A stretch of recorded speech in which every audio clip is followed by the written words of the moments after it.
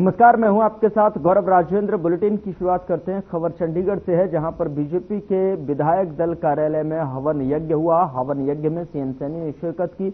बता दें कि नवरात्रों में शुद्धता के लिए हवन करवाया गया है। सीएम सैनी ने हवन यज्ञ के बाद बयान दिया कि जल्द ही कार्यालय में एक मंत्री हर रोज लोगों की समस्याएं सुनने का काम शुरू करेंगे। सीएम सैनी ने संसद के दोनों सदनों में पारित हुए वक्फ कानून को लेकर भी प्रक्रिया और प्रतिक्रिया दी है। सीएम ने कहा कि पहले कांग्रेसी सरकार के राजनीतिक लाभ लेने के लिए कानून में संशोधन किए थे।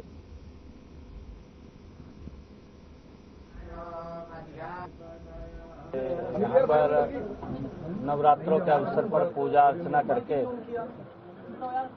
आज इस विधायक दल कार्यालय को आगे कार्यों के लिए इसमें लोगों के काम हों और इसकी शुद्धि के लिए आज हवन यज्ञ किया है। आज नवरात्रों के अवसर पर मैं इस कार्यालय के उद्घाटन अवसर पर मैं सभी कार्यकर्ताओं को भी, हरियाणा प्रदेश के लोगों को भी बहुत बहुत बधाई देता हूं, शुभकामनाएं देता हूं। नवरात्रों की हरियाणा प्रदेश वासियों को बहुत बहुत बधाई और शुभकामनाएं मैं देता हूं। मां दुर्गा से प्रार्थना भी करता हूं कि हर हरियाणवी, हर प्रदेश के लोगों के उत्तम स्वास्थ्य की मैं मां दुर्गा से कामना भी करता हूं। और आज विधायक दल के इस कार्यालय के उद्घाटन अवसर पर आप सब भी आए हैं। आप सब का भी मैं दिल से धन्यवाद। सीएम साहब, एक व्यवस्था पहले रहती थी, यहाँ रहती थी कि हफ्ते में 2 मंत्री यहाँ बैठा करते थे और कोई भी कार्यकर्ता आते थे, उनकी बात सुनते थे, उनके काम करवाते थे। कोई ऐसी व्यवस्था दोबारा से? सारी व्यवस्थाएं और बीच बीच में बैठते भी थे, क्योंकि लगातार आचार संहिता लगी रही है और बाहर के चुनाव थे और फिर अपना स्थानीय निकाय का चुनाव था।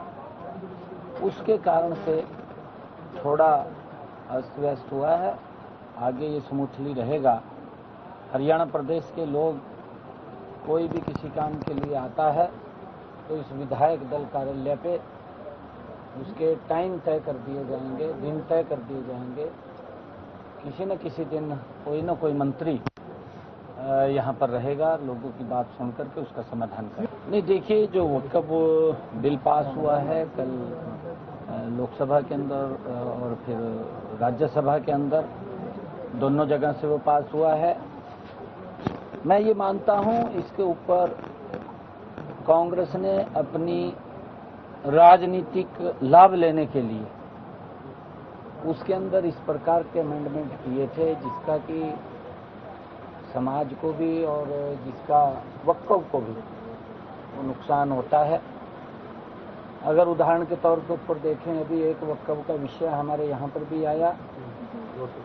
1967 में वो पंचायत श्यामलात दे थी और धीरे धीरे करके 1990 में उसका नोटिफिकेशन हो जाता है, वक्फ के नाम चली जाती है। विषय क्योंकि असमानता का, वक्फ की लैंड है तो वक्फ की रहनी चाहिए, उसके लिए ये कानून आया है। मुख्यमंत्री जी, और किसी को इस प्रकार का जो राजनीतिक कांग्रेस के लोग कर रहे हैं, भड़काने का काम कर रहे हैं, इससे वक्फ की भूमि सुरक्षित भी होगी और कोई इसके अंदर गलत भी नहीं होगा। परंतु उधर अभिनेता और निर्देशक मनोज कुमार के निधन पर सीएम सैनी ने शोक व्यक्त किया। उन्होंने सोशल मीडिया पर लिखा कि महान फिल्म अभिनेता एवं निर्देशक, पद्मश्री और दादा साहेब फाल्के पुरस्कार से सम्मानित अभिनेता मनोज कुमार के निधन का समाचार अत्यंत दुखद है।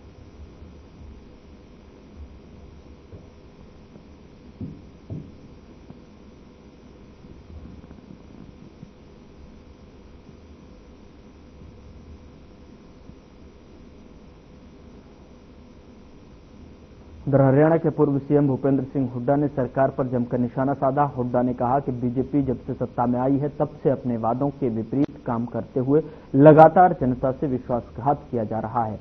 हुड्डा ने बिजली दरों को लेकर भी सरकार को घेरा है। पेश किया, ये कहा हम कर्ममुक्त बजट पेश कर रहे हैं, लोगों पर कोई बोझ नहीं डाल रहे। लेकिन बजट पास होते ही जो इन्होंने वायदा किया था उसकी वायदा खिलाफी कर रहे हैं। बजट पास होते ही कहीं बिजली की रेट बढ़ा रहे हैं, कहीं ये जो है अपना टोल पे एकदम 5 से 15 रुपए मतलब बोझ डाल दिया लोगों पे। बिजली से कम 5,000 करोड़ से ज्यादा बोझ पड़ेगा हरियाणा के लोगों पर। इंडस्ट्री पे भी पड़ेगा। पहले ही इंडस्ट्री पलायन कर रहे हैं और प्रदेश उनको फैसिलिटेट कर रहे हैं, ये उनके ऊपर बोझ डाल रहे हैं। तो पहले ये कहा था, अब जो मतलब कहीं 40 पैसे तक का इन्होंने इजाफा किया है पर यूनिट में। उधर बहादुरगढ़ के माडोठी गांव में हत्या का सनसनीखेज मामला सामने आया है। गांव के रहने वाले राकेश उर्फ घुघू पहलवान की जघन्य हत्या की गई है। आपको बता दें कि घुघू पहलवान को पहले गोली मारी गई, फिर उसके गले में चक्की के पत्थर वाले बड़े पाट बांधकर कुएं में धकेल दिया गया, जिसके कारण घुघू पहलवान की मौत हो गई। घटना का खुलासा भी हत्या के आरोपी देवेंद्र ने ही किया है। एसपी दिनेश कुमार ने बताया कि आरोपी देवेंद्र उर्फ सोनू को शक था कि घुघू पहलवान का उसकी भाभी के साथ अवैध संबंध था। अवैध संबंधों के शक में ही जो है उसने हत्या की वारदात को अंजाम दिया है।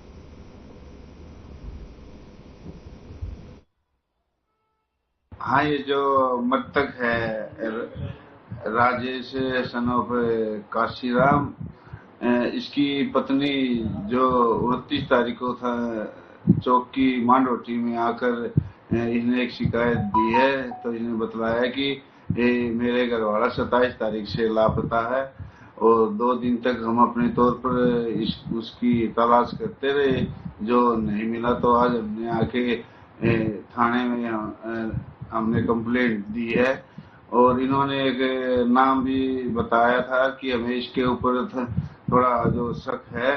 उसकी वाइफ ने बताया है देवेंद्र सन ऑफ मेहताब।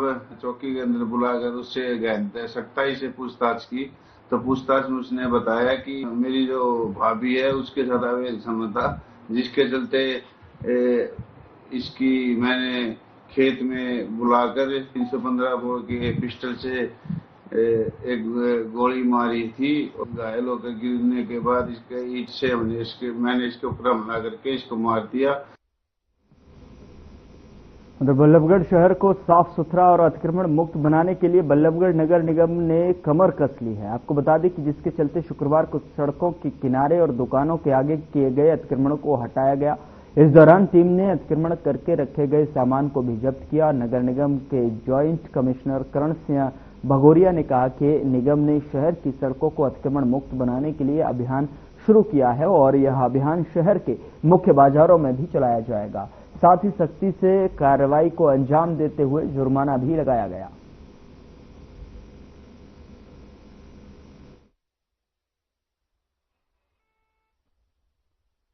इस मुहिम को चलाने का हमारा पहला मकसद ये था कि शहर को अतिक्रमण मुक्त बनाए, हमारा जो ट्रैफिक का फ्लो है प्रॉपर फ्लो हो। इसके लिए हमने अतिक्रमण हटाओ अभियान चलाया है, जिसके तहत हमने सबसे पहले चरण में अंबेडकर चौक से लेकर बस स्टैंड तक जितनी भी एनक्रोचमेंट थी उसको हमने क्लियर किया। हमारा सेकंड चरण होगा जो भी हमारा मेन बाजार है बल्लभगढ़ का, उसको क्लियर करना। इसके लिए हमने लोगों से बात की है कि वह अपने दुकान के या घर के सामने जिस भी प्रकार का अतिक्रमण है उसे हटा ले। यदि वह नहीं हटाते हैं तो निगम की तरफ से ठोस कार्रवाई की जाएगी। वह साथ ही साथ फाइन भी इनके ऊपर इम्पोज किया जाएगा। हमारा जो मेन लक्ष्य यह है कि बल्लभगढ़ जो कि काफी अतिक्रमण से परेशान था, यहाँ के लोग थे जो काफी परेशान थे, उनको राहत प्रदान करना।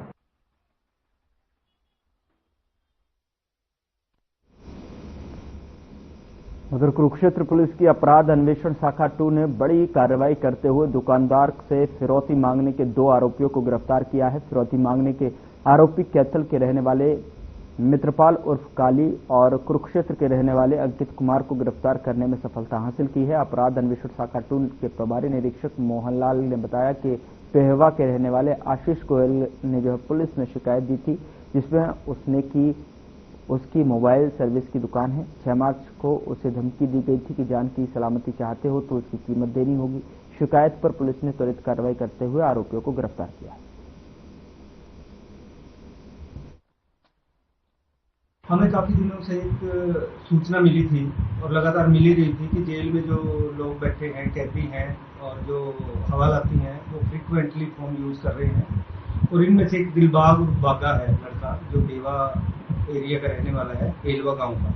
इसने पिछले दिनों अमित बंसल का मर्डर किया था पेलवा में, और वो जेल में बैठ के फोन के द्वारा ही अपने साथियों से फिरौती इकट्ठी कर रहा है पेलवा एरिया से।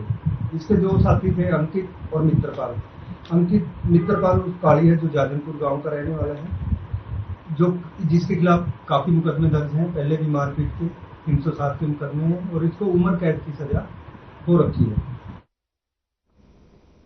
उधर पृथला विधानसभा क्षेत्र से जो है कांग्रेस के विधायक रघुवीर सिंह तेवतिया ने बल्लभगढ़ ब्लॉक में पंचायत समिति की बैठक की अध्यक्षता की और इस मौके पर बल्लभगढ़ बीडीपीओ अधिकारी पूजा शर्मा, सहायक अधिकारी भारत भूषण और पंचायत समिति अध्यक्ष चंद्रपाल मौजूद रहे। इस मौके पर बैठक में मौजूद सभी मेंबरों ने अपने अपने इलाकों के समस्याओं से विधायक को अवगत कराया। वहीं जानकारी देते हुए पृथला से कांग्रेस के विधायक रघुवीर सिंह तेवतिया ने बताया कि कोलम पूरा नहीं हुआ था, इसके चलते जो है बैठक पूरी नहीं हो पाई है। हालांकि जितने भी मेंबर बैठक में पहुंचे थे उन्होंने अपनी अपनी समस्या रखी। इन समस्याओं से अधिकारियों को भी अवगत करा दिया गया है और जल्द ही उनकी समस्याओं का समाधान भी किया जाएगा।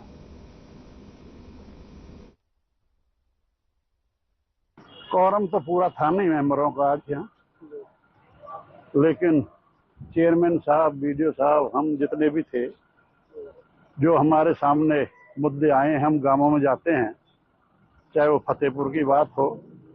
फतेहपुर में ओवरफ्लो है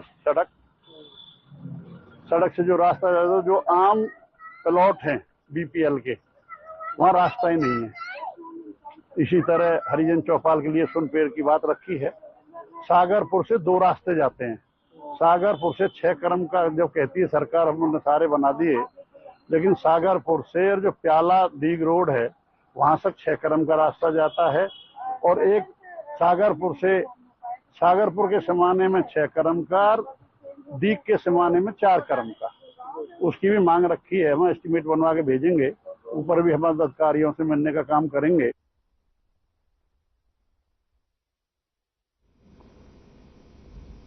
हरियाणा विद्यालय शिक्षा बोर्ड के अध्यक्ष डॉक्टर पवन कुमार ने मार्किंग सेंटर का औचक निरीक्षण किया और साथ ही मार्किंग कर रहे अध्यापकों को प्राध्यापकों को निर्देश दिए और हरियाणा विद्यालय शिक्षा बोर्ड के सेकेंडरी और सीनियर सेकेंडरी परीक्षा की उत्तर पुस्तिकाओं का मूल्यांकन शुरू हो गया है। बता दें कि चेयरमैन डॉक्टर पवन कुमार ने बताया कि शिक्षा बोर्ड की तरफ से सभी 22 जिलों में अंकन कार्य करवाया जा रहा है। प्रदेश भर में सेकेंडरी की परीक्षा के लिए 78 मूल्यांकन केंद्र बनाए गए हैं और इस कक्षा के लिए लगभग 7030 अध्यापक जो है मूल्यांकन कार्य के लिए नियुक्त किए गए हैं। सेकेंडरी की उत्तर पुस्तिकाओं के मूल्यांकन का कार्य 22 अप्रैल तक करवाया जाएगा। जैसा कि हम सभी को मालूम है कि आजकल मार्किंग का जो यानी इवैल्यूएशन ऑफ आंसर शीट्स का जो कार्य है वो प्रगति पर है। इसमें हरियाणा विद्यालय शिक्षा बोर्ड ने 22 डिस्ट्रिक्ट्स में सेकेंडरी के 78 और सीनियर सेकेंडरी के 52 मार्किंग सेंटर्स बनाए हैं।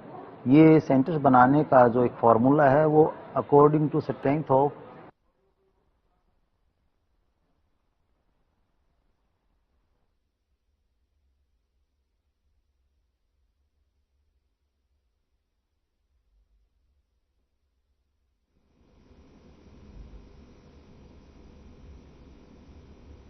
उधर फरीदाबाद के एनआईटी विधानसभा के 60 फीट रोड पर स्थित निजी school senior Shri Ram model high school के सामने अभिभावकों की तरफ से जोरदार हंगामा किया गया। यह हंगामा फीस में वृद्धि को लेकर किया गया। अभिभावकों में रोष था कि इस बार बच्चों की फीस में करीब 25 से 26% की वृद्धि की गई है, जिसमें स्कूल की बिल्डिंग चार्ज भी जोड़ा गया है, जो कि गलत है। वहीं स्कूल के प्रिंसिपल ने अभिभावकों की तरफ से लगाए गए आरोपों को जो है सिरे से खारिज करते हुए कहा जबकि फीस नियमों के अनुसार केवल 10% ही बढ़ाई गई है। अभिभावकों का हंगामा बढ़ता देख पुलिस मौके पर पहुंची और बातचीत कर उन्हें जिला शिक्षा अधिकारी के ऑफिस जाकर समस्या रखने के लिए कहा, जिसके बाद परिजन स्कूल के बाहर से वापस चले।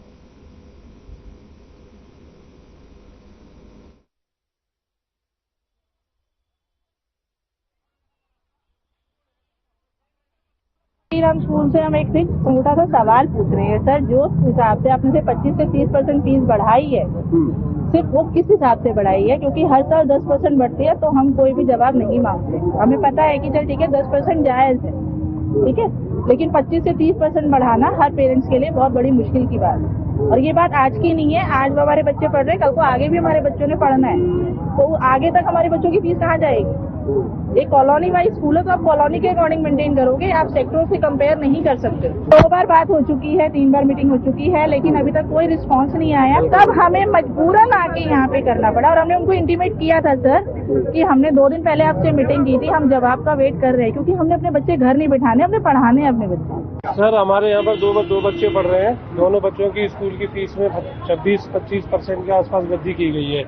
हम लोगों ने उसका विरोध किया गया तो उन लोगों ने ये बोला है कि आपको यहाँ पढ़ाना है पढ़ा लो, नहीं तो अपने बच्चों की टीसी काट के यहाँ से आप जा सकते हैं। ये सीनियर श्री राम स्कूल है, 60 फुट रोड, जवाहर कॉलोनी में। और इस स्कूल में अभी काफी शांतिपूर्ण तरीके से प्रदर्शन किया जा रहा था। और इनमें से वो पेरेंट्स थे जिन पेरेंट्स की फीस हमने माफ की हुई थी, प्लस माफ करने के अलावा डिफॉल्टर्स थे, लॉन्ग डिफॉल्टर्स थे। वो सिर्फ पब्लिसिटी चाहते थे और पब्लिसिटी उनको मिल गई, वो हमें दबाना चाहते थे। लेकिन आप लोगों का ये है कि जनरल रूल जो है पूरे सोसाइटी का, जिन सब स्कूल्स का जो जनरल रूल है 10%, वही 10% हमने भी बढ़ाई। ये उनकी गलत सोच है, गलत बात है। उनकी सुविधा पे स्कूल की किताबें हर जगह उपलब्ध हैं। ये उन्होंने खुद ही हमसे कहा था कि हम बहुत दूर रहते हैं तो हमें ऐसी सुविधा प्रदान करो कि दे दे। वैसे हम लोगों का ऐसा नहीं है, वो कहीं से भी खरीद सकते। बिल्डिंग चार्ज के नाम पे पहली बात तो हम कोई बिल्डिंग चार्ज लेते ही नहीं है, एक, और दूसरा पिछले 5 सालों से जो चार्ज था वो आज भी वही है, तो कुछ बढ़ाने वाली बात तो है ही नहीं। हमें चौकी में सूचना मिली थी कि श्री राम स्कूल में कुछ पेरेंट्स आए हुए हैं और कुछ अपनी मांगों को लेकर यहाँ पे खड़े हुए हैं। तो हम मौके पर आए, उनसे बात की, तो आपकी क्या समस्या? उन्होंने बताया कि स्कूलों की एनुअल चार्ज वगैरह बढ़े हुए हैं, बच्चों की स्कूल की फीस एक दुकान से मिलती है हमें। तो उनको समझाया गया, उनसे कहा गया कि संबंध में अपना डी ऑफिस में जाके अपनी मांग रखें और उच्च अधिकारियों को अवगत कराएं, जो वहाँ से एसओपी जारी होगी वो उनको फॉलो कराएंगे। और इस संबंध में डी ऑफिस वाले से दरखास्त अपनी दायर करें वहाँ पे, और जो भी अफसर आदेश करेंगे, एजुकेशन विभाग जो भी करेगा उसकी कार्रवाई की जाएगी।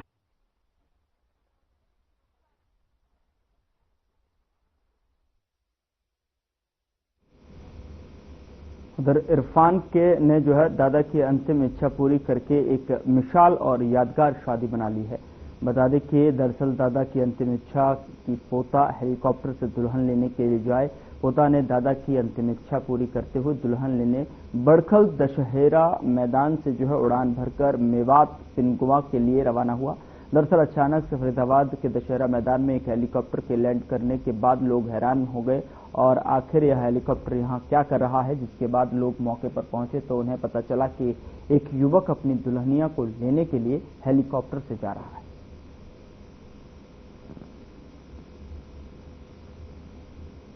भाई साहब, क्या नाम है आपका? इरफान। इरफान, क्या कहेंगे आप? और हेलीकॉप्टर में आज बारात जा रही है, ये अनोखा विवाह पहले भी हमने कई बार देखा, लेकिन आज फरीदाबाद में देखने को मिल रहा है, क्या कहेंगे?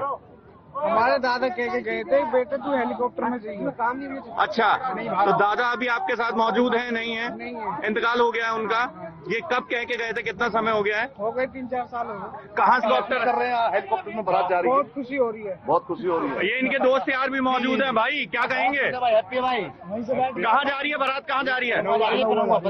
बिनौआ जा रही है। पलवल से ये बारात आई है? नहीं, ये बड़खल से आई है। पलवल से हैं आप लोग?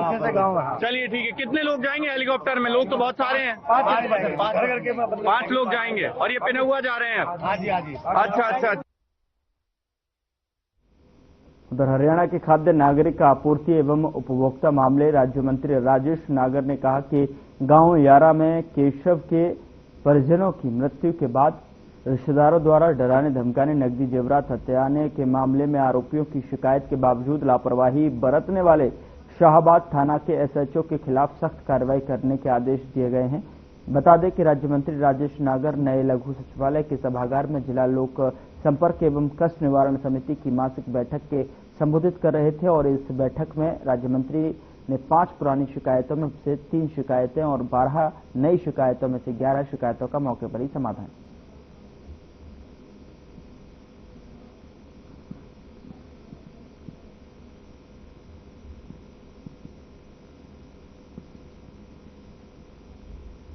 उधर एसडीएम डॉक्टर नैन ने आज शुक्रवार को अनाज मंडी में पहुंचकर सरसों की खरीद का जायजा लिया, जहां उन्होंने अधिकारियों को आवश्यक दिशा निर्देश देते हुए कहा कि सरकारी आदेशों की पालना पूर्णतः सुनिश्चित करें, जिससे कि सरसों की खरीद व्यवस्था को लेकर एसडीएम डॉक्टर अशवीर नैन ने अनाज मंडी में आढ़तियों और किसानों के साथ बातचीत करके सरसों खरीद की बारीकी से जानकारी ली। एसडीएम ने किसानों एवं आढ़तियों की समस्याओं से संबंधित अधिकारियों को समाधान के संबंध में तुरंत निर्देश दिए कि मंडी में फसल बिक्री में कोई समस्या आड़े नहीं आनी चाहिए।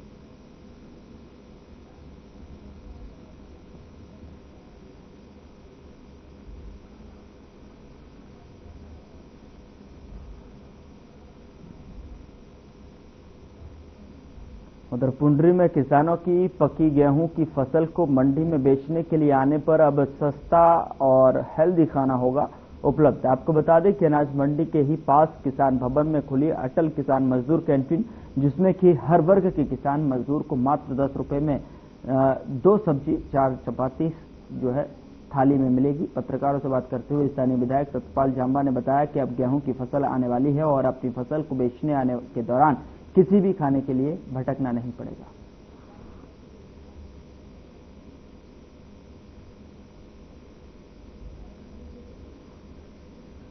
है कि लोगों को बड़ा हेल्दी खाना खिलाना और एक नॉमिनेटेड प्राइस में, नॉमिनल सा प्राइस है 10 रुपये मात्र एक प्लेट है, ताकि आजकल आपको सीजन शुरू हो चुका है, हमारे किसान भाई भी मंडी में पहुंचेंगे तो आसपास के गरीब लोग हैं उनके लिए एक अच्छा हेल्दी फूड मिलेगा और मात्र 10 रुपये।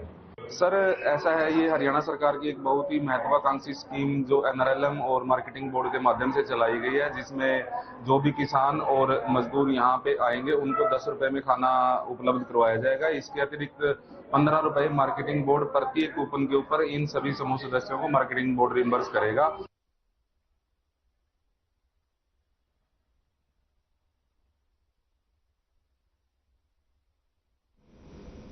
मंडी में किसानों को जिस तरीके से अब अपनी फसल लेकर आएंगे तो उनको अब खाने के लिए जो है इधर उधर भटकने की आवश्यकता नहीं होगी, क्योंकि अटल किसान मजदूर कैंटीन का जो है यहाँ उद्घाटन हुआ है और किसानों को अब 10 रुपए में ही यहाँ पर खाने की थाली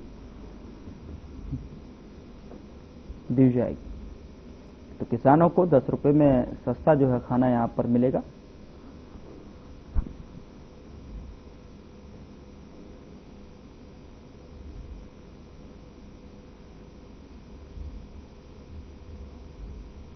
फिलहाल बुलेटिन में इतना ही। नमस्कार।